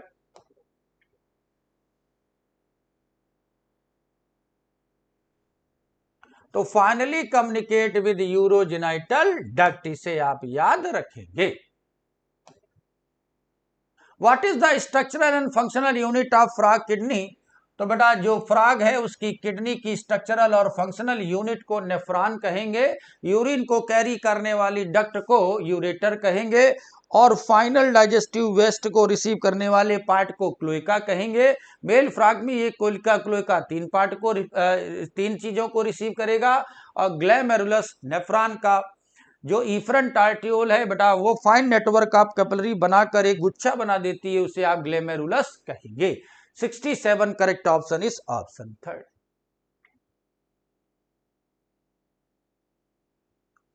तो हर किडनी जो होती है वो स्ट्रक्चरल फंक्शनल यूनिट बनाती है, यूरिनिफेरस ट्यूबुल, और बेटा इसी का नाम नेफ्रॉन होता है। फीमेल कॉकरोच लैक, बेटा इनमें से कौन सा स्ट्रक्चर फीमेल कॉकरोच में नहीं पाया जाता? तो बेटा हम लोगों ने बाद में कहा था कि भैया स्टाइल में रहना मेल की प्रॉपर्टी है, तो एनल स्टाइल तो केवल मेल में पाया जाता है, फीमेल में नहीं। एनल सरसी बेटा दोनों में पाई जाती है, फीमेल में नहीं। और एनल सरसी ग्राउंड वाइब्रेशन को रिसीव करती है और 10th सेगमेंट पर देखने को मिलती है और ग्राउंड वाइब्रेशन को रिसीव करती है। जेनाइटल पाउच, बेटा जो जेनाइटल पाउच है, जेनाइटल पाउच बेटा फीमेल में देखने को मिलेगा 7th 8th 9th सेगमेंट पर हमें देखने को मिलता है, फीमेल में देखने, और विंग्स तो बेटा दोनों में ही देखने को मिलती। Male bear pad anal style, तो एनल स्टाइल का पाया जाना सेक्सुअल डायमॉर्फिज्म का डिस्टिंग्विश फीचर है। नेक्स्ट देखिए question number 69। Question number 69, frog have a hepatic portal system? Yes बेटा फ्रॉग है, इसके पास हिपैटिक पोर्टल सिस्टम देखने को मिलेगा। फ्रॉग के पास हिपैटिक पोर्टल सिस्टम देखने को मिलता है, रीनल पोर्टल सिस्टम भी देखने को मिलता है। It allow blood from the kidney and pass directly to liver and detoxification.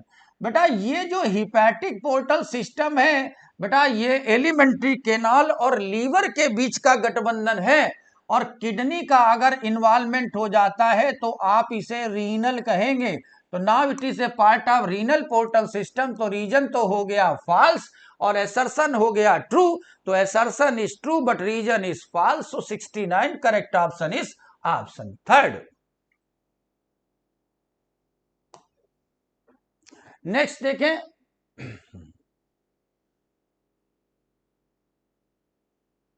तो स्पेशल वेनस कनेक्शन पाया जाता है लीवर और इंटेस्टाइन में और किडनी के साथ, तो पहला वाला केस है बेटा इसे कहेंगे हिपैटिक पोर्टल सिस्टम, और बेटा दूसरे वाले को आप कहेंगे renal portal system. Frog excrete urea as their primary nitrogenous waste, this means they are, बेटा जो फ्रॉग है वो अगर यूरिया रिलीज करता है तो बेटा इसे आप यूरियोटेलिक कहेंगे, यूरियोटेलिक कहेंगे। तो बेटा जो टाइप ऑफ ऑर्गेनिज्म है उसे डिसाइड किया गया है एक्सक्रीटरी वेस्ट की बेसिस पर। अगर एक्सक्रीटरी वेस्ट यूरिया बनेगा तो ऑर्गेनिज्म यूरियोटेलिक कहलाएंगे, इलिमिनेशन की प्रोसेस यूरियोटेलिज्म कहलाएगी। अगर अमोनिया बनेगा तो ऑर्गेनिज्म अमोनियोटेलिक कहलाएंगे, और बेटा निकलने की प्रोसेस को आप अमोनियोटेलिज्म कहेंगे। अब बेटा यहां अगर हम लोग फ्रॉग की बात करते हैं तो फ्रॉग तो एक्सक्रीटरी वेस्ट यूरिया निकालेगा, लेकिन बेटा जो टैडपोल होता है इसके लिए याद रखना होगा ये एक्वेटिक कंडीशन में पाया जाता है और ये अमोनियोटेलिक होता है और गिल्स के थ्रू रिस्पायरेशन करता है।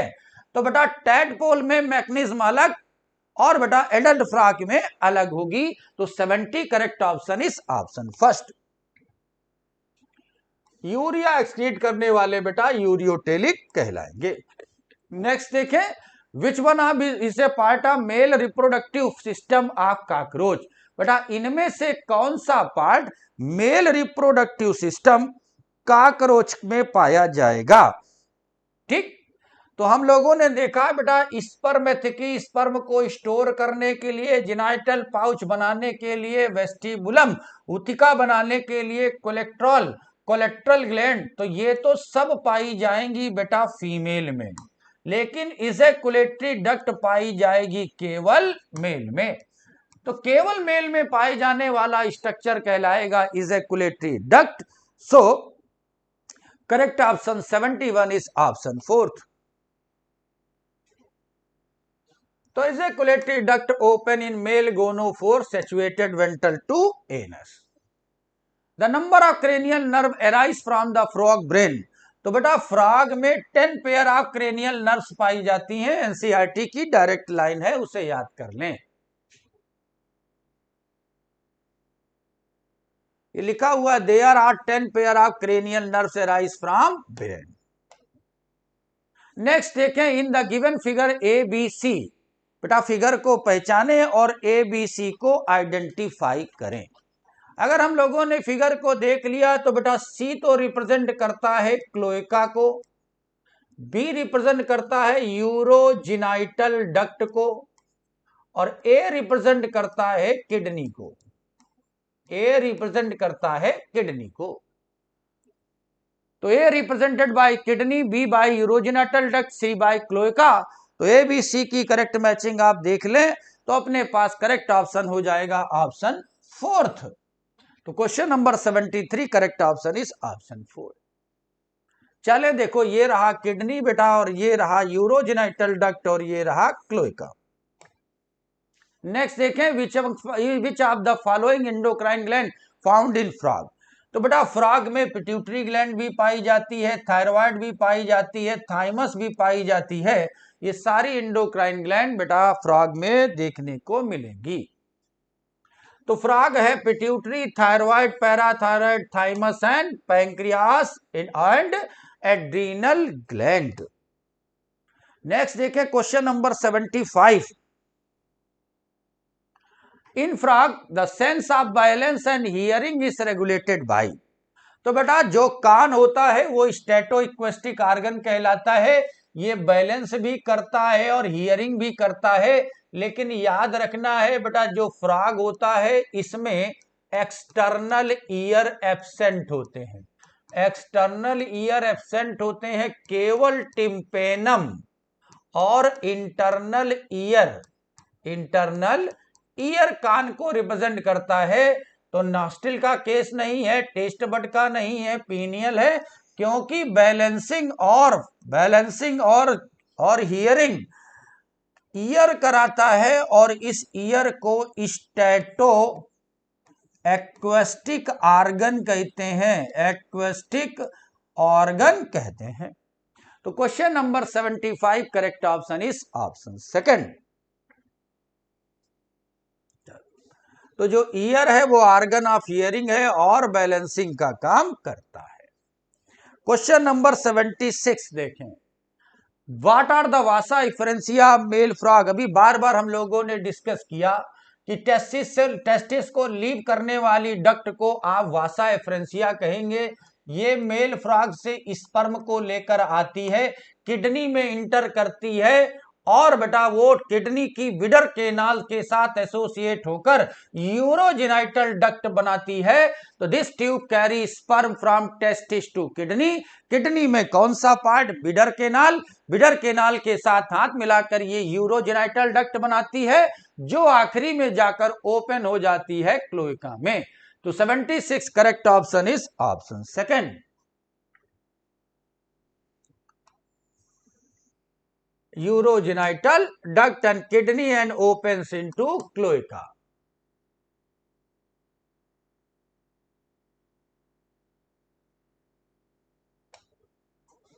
Unpaired reproductive structure part of the male cockroach. बेटा इनमें से कौन सा स्ट्रक्चर मेल कॉकरोच में अनपेयर्ड होता है? तो हम लोगों ने देखा कि बेटा टेस्टिस होती है one paired, vasa deferentia one paired, collateral gland pair. लेकिन जो बेटा फैलिक ग्लैंड होती है, ये फैलिंग ग्लैंड होती है बेटा अनपेयर्ड, और इसे कांग्लोबेट ग्लैंड कहते हैं, कांग्लोबेट ग्लैंड भी कहा जाता है। और तो सवाल कह रहा है कि मेल कॉकरोच में कौन सी अनपेयर्ड ग्लैंड देखने को मिलेगी?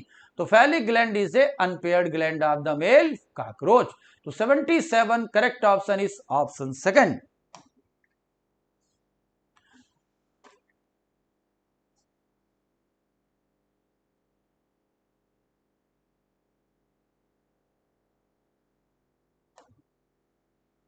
The central nervous system of frog include. बेटा जो फ्रॉग है इसका सेंट्रल नर्वस सिस्टम क्या रखता है? तो हम लोगों ने बार बार पढ़ा है कि बेटा जो ब्रेन और स्पाइनल कार्ड है वो सेंट्रल नर्वस सिस्टम को रिप्रेजेंट करता है।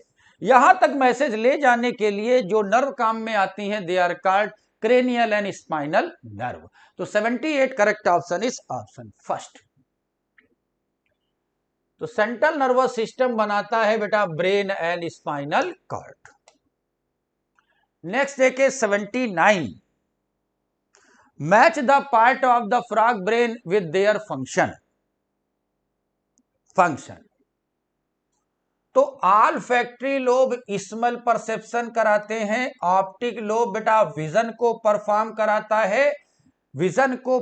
कराते हैं, और सेरिब्रम कोऑर्डिनेशन का काम करता है, और मेडुला ऑब्लंगेटा इनवॉलंटरी फंक्शन को रेगुलेट कराता है। तो ए मैच विद 3 थर्ड और बी मैच विद 4 और सी मैच विद फर्स्ट। तो बेटा अपने पास करेक्ट ऑप्शन हो जाएगा ऑप्शन फर्स्ट। तो 79 correct option is option first. Question number 80 देखें, further the endocrine gland in frog with their major role. Endocrine gland को मेजर रोल के साथ देखें।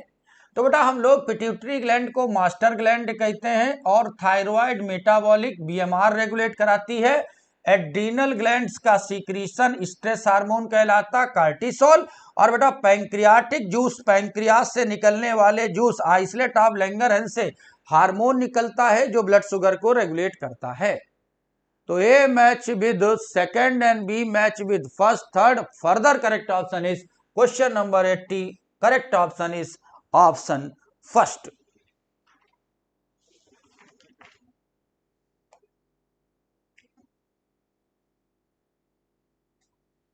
ठीक, तो सारी चीजें बेटा हमें देखने को यहां मिलती हैं। Match the male frog part with the second. फिर एक बार जरा करेक्ट मैचिंग को देखें। तो जो टेस्टिस है वो किडनी के साथ एसोसिएशन बनाता। वासा इफ्रेंसिया टेस्टिस से स्पर्म को कैरी करने वाली डक्ट टूवर्ड किडनी, और ये कॉमन ओपनिंग है जहां तीनों चीजें रिसीव होती हैं। और डबल फोल्डियम नेटवर्क लेयर को आप मेसोर्चियम कहेंगे। तो A match with second, B match with first, third, fourth. तो फर्दर करेक्ट ऑप्शन हो जाएगा बेटा once again correct option is option first.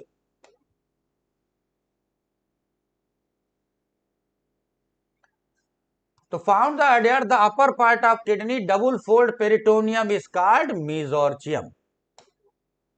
Next देखें, select the correct option for the given diagram. Diagram को पहचाने और करेक्ट ऑप्शन को देखें। बेटा ये जो डायग्राम है ये रिप्रेजेंट करता है इक्विसिटम को, इक्विसिटम को। और बेटा इक्विसिटम को हम लोग हॉर्स टेल कहेंगे, हॉर्स टेल कहेंगे।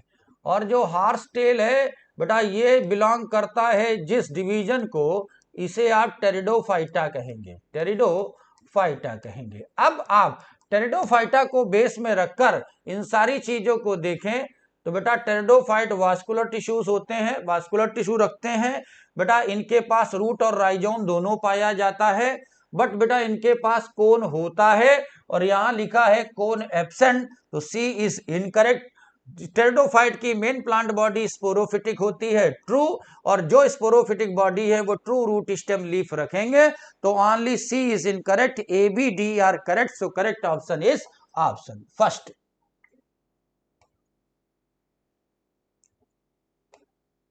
नेक्स्ट देखें, फिगर को पहचाने, आइडेंटिफाई द डायग्राम। अब इस डायग्राम को बड़े ध्यान से देखा गया और इस डायग्राम को पहचान कर ध्यान से देखें। बेटा ये डायग्राम जो है ये यूरेलिया को रिप्रेजेंट करता, और बेटा यूरेलिया रिप्रेजेंट करती है सीलन ट्रेटा को, और सीलन ट्रेटा के मेंबर डिप्लोब्लास्टिक होते हैं, और यूरेलिया को आप जेलीफिश भी कहते हैं। तो बेटा इस फिगर के अकॉर्डिंग चारों बातें सही हो जाएंगी। तो 83 करेक्ट ऑप्शन हो जाएगा ऑप्शन फोर्थ। देखें ये फिगर दिया हुआ है बेटा, ये यूरेलिया का है, अल्टरनेशन ऑफ जनरेशन शो करते हैं।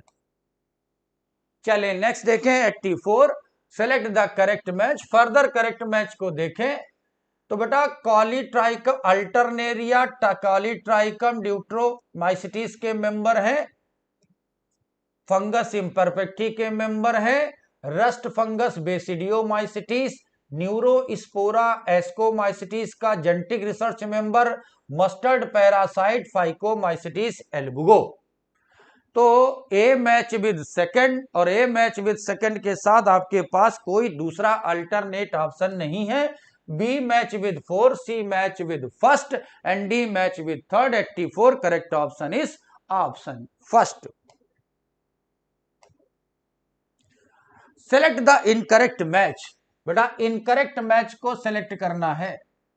तो नाउ सारे केस वास्कुलर बंडल के हैं और पहला वास्कुलर बंडल बेटा बताता है रेडियल वास्कुलर बंडल, और रेडियल वास्कुलर बंडल रूट में मिलेगा। दूसरा वाला बताता है बेटा क्लोज्ड वास्कुलर बंडल, इसके पास नो कैम्बियम, इनके पास कैम्बियम नहीं है और ये मोनोकाट स्टेम में पाया जाएगा। बेटा तीसरा है ओपन वास्कुलर बंडल, जिसमें हमें कैम्बियम मिलती है और बेटा ये डाइकॉट में पाया जाएगा। लेकिन बेटा फिर फर्दर ये रेडियल वास्कुलर बंडल है जो लीफ में देखने को नहीं मिलेगा और हमें इनकरेक्ट ऑप्शन ही सेलेक्ट करना था। तो 85 correct option is option fourth. चलो भाई ये देख लें, ये है रेडियल वास्कुलर बंडल और रेडियल वास्कुलर बंडल बेटा हमें रूट में देखने को मिलेगा। Select the correct statement for the given diagram. Diagram को बेस में रखकर बेटा करेक्ट स्टेटमेंट को सेलेक्ट करना है। चले भाई अब हम लोगों ने इसे ध्यान से देखा और ध्यान से देखा तो बेटा ये स्टोमेटा को रिप्रेजेंट करता है और स्टोमेटा को रिप्रेजेंट करने वाली जो सेल है इन्हें गार्ड सेल कहा गया और जो गार्ड सेल है ये हमें डंबल शेप की देखने को मिलती हैं, डंबल शेप की देखने को मिलती हैं। तो ये डायग्राम ट्राइकोम को नहीं रिप्रेजेंट करता, स्क्लेरिन काइमा को रिप्रेजेंट नहीं करता। अब बेटा ये किडनी या बीन शेप गार्ड सेल को नहीं रिप्रेजेंट करता, ये डंबल शेप को रिप्रेजेंट करता है। और हमें मालूम होना चाहिए बेटा डंबल शेप गार्ड सेल हमें मोनोकाट में देखने को मिलती है। तो it is a case of monocot stomata. तो 86 correct option is option first. देखें ये लिखा हुआ है dumbbell shape stomata present in monocot. 87 को जरा ध्यान से देखें, 87 को देखें। Platyhelminthes specialised cell flame cell help in osmoregulation. Yes बेटा प्लेटेहेलमिन्थेस में एक्सक्रीशन के लिए स्पेशल स्ट्रक्चर फ्लेम सेल पाई जाती हैं जिन्हें प्रोटोनेफ्रिडिया भी कहेंगे। Platyhelminthes fertilisation external and development through few larval.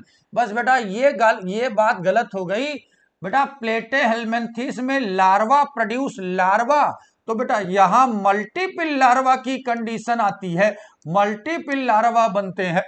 अगर आपने टेपवर्म की बात, लीवर फ्लू की बात करी थी तो सरकेरिया, मेटा सरकेरिया, स्पोरोसिस्ट, रेडियाई, इन सब के सारे लार्वा का नाम भी आपने सुना। एनसीईआरटी में इस लार्वल फॉर्म को मेंशन नहीं किया, लेकिन प्लेटेहेलमिन्थेस में मल्टीपल लार्वा देखने को मिलते हैं। तो 87 का first statement is correct and second is incorrect. So correct option is option second.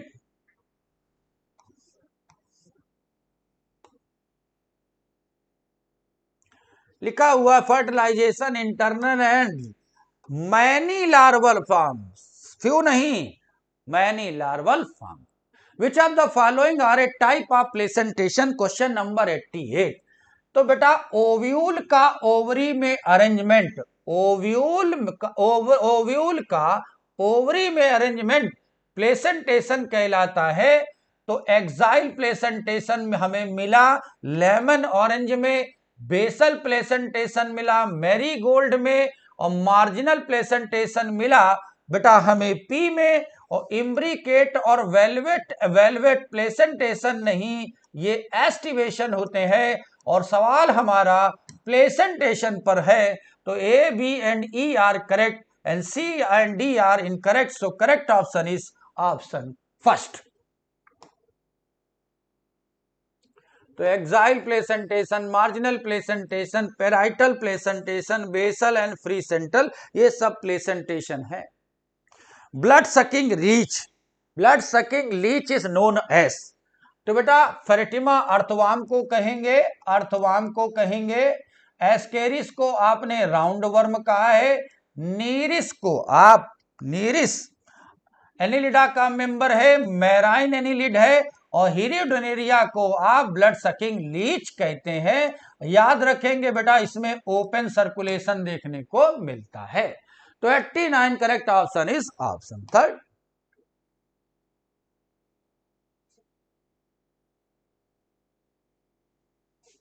Leach. Question number 90 देखें जरा। Which one of the following are correct statement for the gamma cup. बेटा gamma cup के reference में कितने statement correct हैं? तो जो gamma cup है ये green multicellular bud responsible for sexual reproduction. ये गेमा कप जिसे रखता है इसे आप गेमी कहेंगे, बेटा। ये सेक्सुअल बड नहीं होती, ये एसेक्सुअल बड होती है, तो फर्स्ट इज इनकरेक्ट। ये have gamma specialised structure asexual reproduction. Yes, ये एसेक्सुअल रिप्रोडक्शन करने वाली बड को रखेंगे। ये मल्टी सेलुलर होती है, ग्रीन कलर की होती है। गेमा कप डॉर्सल लोकेट थैलस पर लोकेट करता है। गेमी यहां से डिटैच होकर नए प्लांट को बनाती है। तो A is incorrect but B, C, D are correct. तो question number 90 correct option is option fourth. तो बेटा ये था बीटीएस का प्रॉपर डिस्क्रिप्शन। तो आज के लिए इतना ही बेटा। Thank you so much.